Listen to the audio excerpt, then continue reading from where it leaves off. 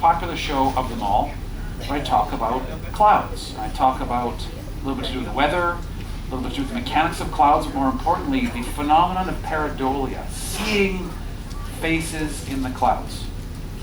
There is a terrible, terrible occurrence on this ship. Some of you have seen it on Facebook, the rumors. I'm not talking about the orange stickers on the door. I'm talking about people being embarrassed to talk about nerdy things. How many of you, raise your hands if this applies to you, when you were a little kid would lay on the grass and look up at the sky and look at clouds and try to find the bunny rabbit or the teddy bear, whatever, right? Now, how many of you that did that as a kid stopped doing that when you became an adult? Because that's what kids do, right? It's, let me change the social dynamic of this ship. I hereby give you permission. In fact, I encourage you to indulge in those little nerdy things. You're a different person when you come on a cruise ship, right? You eat more, you drink more. My God, some of you drink more. Right? You gamble more. Right? You go to art talks, you go to tree hugger talks, you do all this kind of neat stuff. Be the sort of person that when you sit at a table full of strangers, you say, hey, you know what? I saw an amazing cloud today, and it looked like a shark. I've got a new friend from Australia on board, and he showed me this great picture of a shark. I thought, that's awesome. I took a picture of it. It's going to be in my shows and my video in the future. Do that sort of stuff because you feel good. It encourages other people to interact. There's joy in science. It's not just lab coats and sort of degrees hung on the wall. There's joy in discovery. There's citizen science out there that you can be a part of. But with that, let's think of our captain, Paulo Rivera. One of Princess's 2 ice captains. I've known him for 2, 3, 4, 5, almost 5 years now. Great, great guy. Do you think in front of a almost $500,000 worth of navigational equipment, he leans in to look up at the clouds to help chart this cruise ship? Absolutely he does. In fact, being an Italian mariner makes him even doubly more aware of clouds and superstitions. This is one of the reasons why the Italians are very on point and they're very protocol driven. They've taken sailing to a whole new level. They're some of the oldest civilized sailors on the planet. The other ones are Polynesian sailors. Have you ever talked to some of the old Polynesian sailors, the old guys? They're very serious about looking at clouds, about ways they whistle or speak in view of the ocean. There is a witchcraft to sailing. I mean, there's lots of modern nautical science with it and satellites and that kind of stuff. But there is still some witchcraft. So are clouds still important to modern mariners? Absolutely. There's a saying, red sky at night, sailor's delight. Red sky in the morning, sailor's warning. Now, does anybody know what that really means? Other than the obvious, red sky good, red sky bad. Well, if you have a low pressure system at the end of the day, right, clouds are generally a low pressure system thing. When the sun goes down, it'll make this beautiful sunset, red sunset. And so the warmth of the day will be entrapped against the ocean or against the land. It'll keep your night nice and mild. But be warned, if that trapping of the warm air and the cloud cover persists through the night to the morning, if it doesn't effervesce off, it means that those clouds have a head start on the storm that will build once the sun comes up and heats their backs up. And odds are, in this case, you'll have a storm by about 3 o'clock in the afternoon. Sailors love pretty sunsets. They hate pretty sunrises. So that's a saying that applies today. And when it comes to clouds, this is what we think of. Gray, lumpy things that have a drippy bit on the bottom. You know, it's a cloud, right? It's a cloud. Why are we here talking about clouds? Well, I mean, for me as a Canadian, I think of something different. I think of this as clouds because 14 months of the year in Canada it's snowing, right? It's terrible.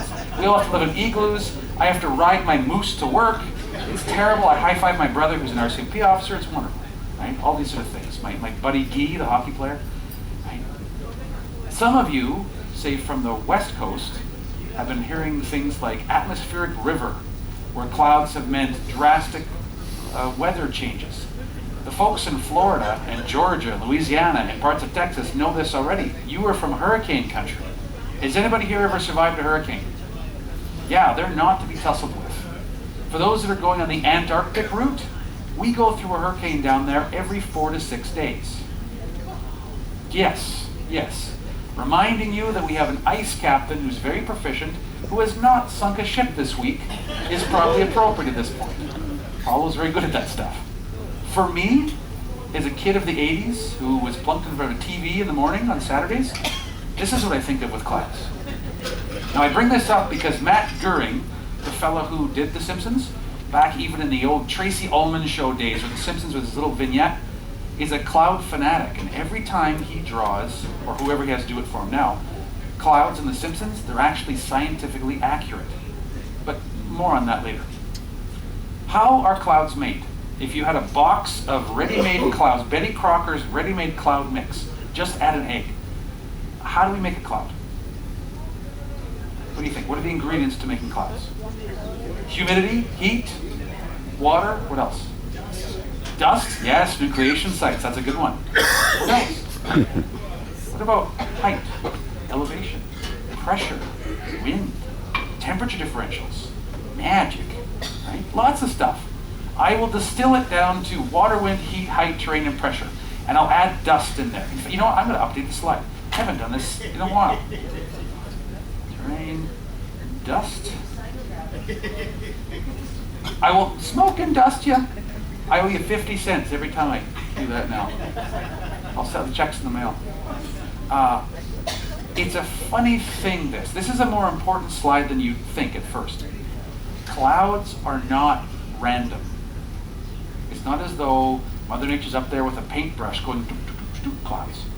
Certain circumstances, certain ingredients can be combined in a certain way to make a chocolate cake. You have the flour, the baking soda, the chocolate chips, the eggs, all that sort of stuff is combined together, put in a well-buttered tray, into the oven at 350. There you go. Comes out as a chocolate cake.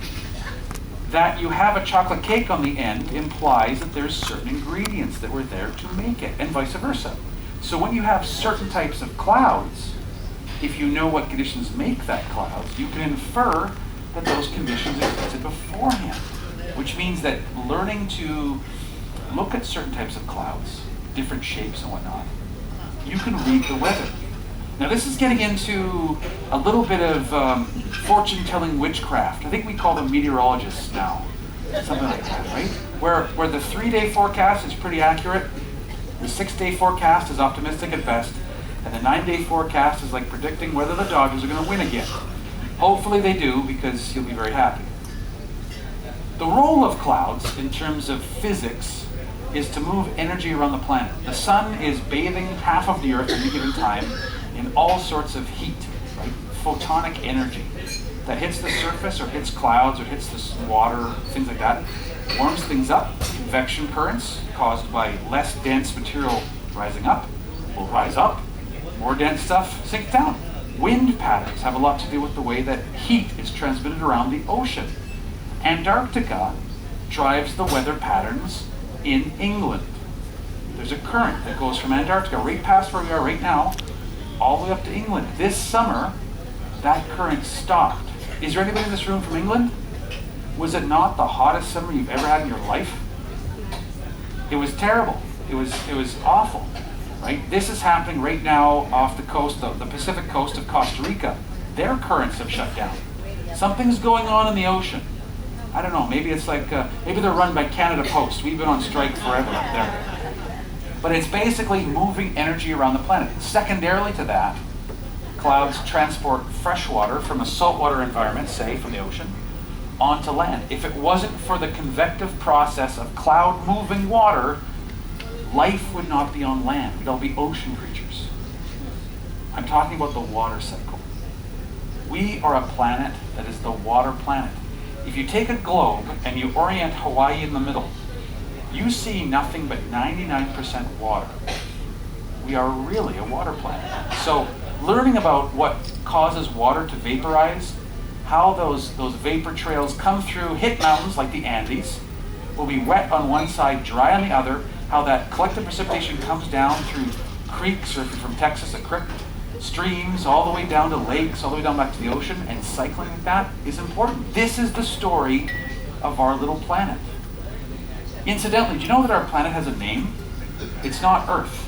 Do you know what this planet's called? What's up? Terra. Gaia's close. Gaia's a little older of a name, but Terra. Our moon has a name. Do you know what our moon's name is? Luna. Ah, bonus points if you know the sun's name. Sol. Yeah. Yeah, people think that this is called the Earth.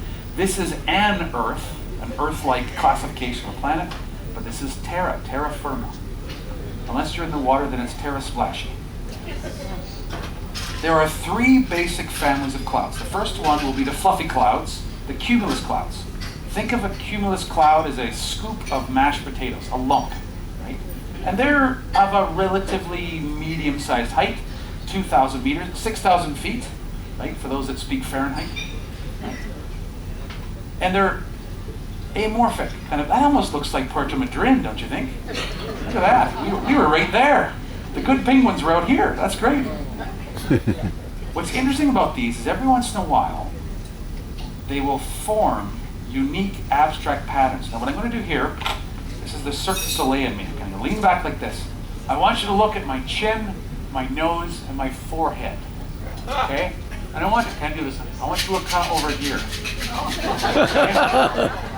These cumulus clouds have phenomenal abilities to make patterns. This is that pareidolia I was talking about. Really more on that later. That's the last third of the show. There's another group of clouds called stratus clouds, layers, cookie sheets. Okay, and they're over the same height, about 6,000 feet, 2,000 meters. They're large cooling blankets. If you're from the West Coast, like Oregon, Washington, British Columbia, Alaska, you are well familiar with these. They start in November and they don't give up until April. So much so that in Western Canada, and I don't know if it's like this in the US, but in Western Canada, we have to fortify milk with vitamin D. You get seasonal affective disorder, the SADS. It's a seasonal depression because you don't have vitamin D. Most of our vitamin D is made in this part of our face, kind of where your nose is, little triangle there. And if you're going to work in the dark, coming home in the dark, shoveling your sidewalk in the dark, you start to feel tired and lethargic. The opposite happens in the summer in the northern ranges.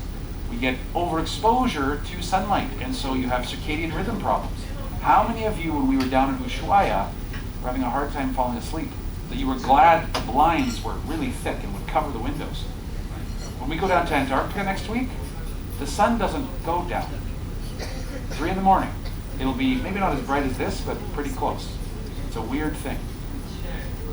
These sheets, these stratus layer clouds, can be massive. What you're looking at here is a picture of Canada. You can see a little bit of Hudson's Bay there. The United States. This is where the Dodgers play, in here. And then down here is Mexico. This is North America, folks. Everybody on that, I don't know, Tuesday, 1 out of 7 chances it was a Tuesday. Everybody on that Tuesday woke up and saw the same thing. We went, boom, cloudy day. Except for the people in Seattle. They're like, yay, cloudy day. They're weird there. They're over-caffeinated. When these layers come down to the ground, we call it fog. So fog is a type of cloud. The last one is the cirrus, and it's a word that means wisps of hair. Very, very high elevation clouds. They're 42,000 feet. That's kind of where they go. And they're massive. Some of these clouds are 10, 15 miles long. If you look at them, they kind of look stretched out. Think of a cumulus cloud that's risen up high, hit a jet stream and gone and stretched out like bubble gum being stretched out. And when I say they're big, I mean it. If you look right here, there's a little tiny streak. That is a jumbo jet and the trail of a jumbo jet. That's nothing compared to these. These are called J-hook clouds. This is outside of San Francisco. Phenomenal stuff. So that's the three. The lumpy, the flat sheet ones, and the wisps of hair. When it comes to height, the way that we reflect that in their name has to do with their usual or their expected height. So the lumpy clouds, the cumulus clouds, are usually 6,000 feet and lower. So if they're in their normal bracket, they're just called cumulus clouds. If they're above that, at the medium height of clouds, they're called alto cumulus. Think of Lisa Simpson and her alto saxophone, medium pitch saxophone. If you're an alto singer, Pavarotti I think was an alto. He sang at a medium pitch. Up here, the really, really high ones are called cirro. So cirrocumulus. The same thing with the stratus. Now the cirro prefix is not to be confused with cirrus, although they have the same root word. The cirrus clouds only exist at the very, very top. One more chart. I hate charts. One more chart. If we throw rain into this, now I'm uniquely qualified to speak on this. My last name is Raincock. Okay? Aren't you glad I'm not doing the other version of that show? We use the word nimbus. So cumulus clouds, when they start to rain, rise up so fast there's no point in differentiating their height. So we just call them cumulonimbus, and they can exhibit low, medium, and high at the same time. For stratus, for the sheet clouds, they only exist raining at the surface.